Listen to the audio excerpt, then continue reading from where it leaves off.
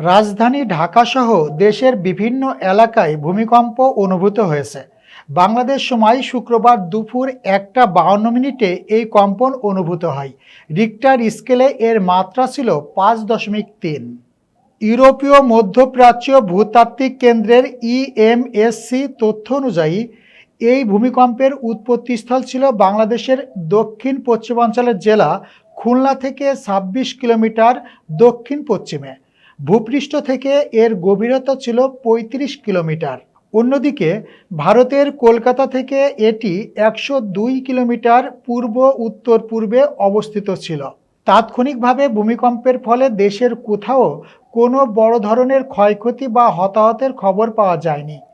তবে শক্তিশালী এই কম্পনের রেশ দেশের বিভিন্ন প্রান্ত থেকে পাওয়ার খবর পাওয়া যাচ্ছে। আবহাওয়া অফিস ও সংশ্লিষ্ট কর্তৃপক্ষ পরিস্থিতি পর্যবেক্ষণ করছে।